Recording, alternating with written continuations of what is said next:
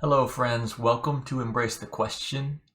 I am Steve, and this evening I am going to try to challenge an idea that many Christians carry that war against God's will in their lives. And that idea is that we can disappoint God. It's fairly common for Christians of all people to think that they can disappoint God. You hear it all the time. Well, I've let God down. I was doing so well and then this happened and now God is upset. It's a silly notion, but it comes naturally because that's how humans deal with one another, right? But for us to disappoint God means that God would have to have an expectation. And for God to expect something would mean that God is surprisable. God, if he's surprisable, would not be all-knowing, correct? God is all-knowing. Why on earth, then, would we think that we could ever disappoint God? If he does truly know everything, then what is left? He knows all that was, all that is, and all that ever will be. He already knows it. So where along the lines have we disappointed him? This battles our idea that we actually earn his favor, right? Again, very easy to get into this mode of thinking. We've earned whatever favor we have. But when you start to understand that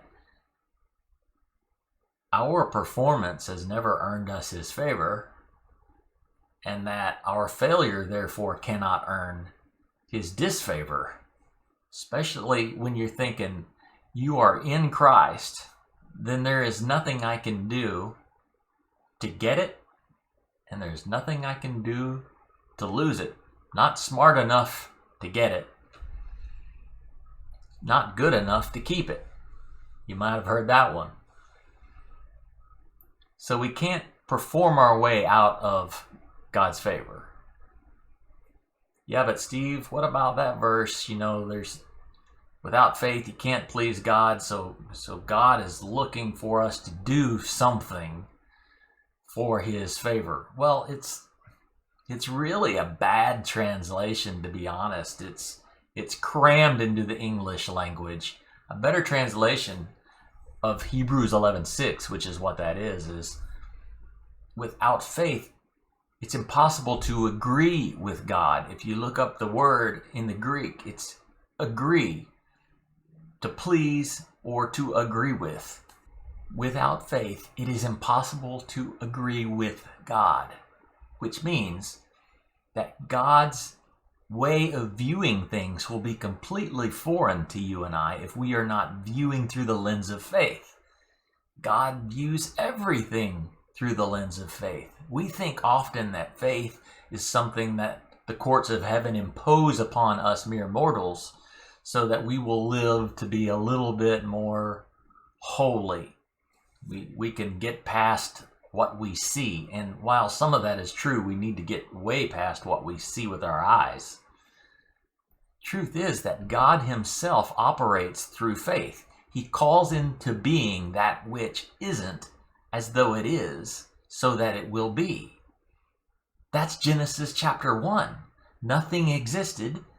He spoke it into existence because he's operating in the realm of faith just like we do.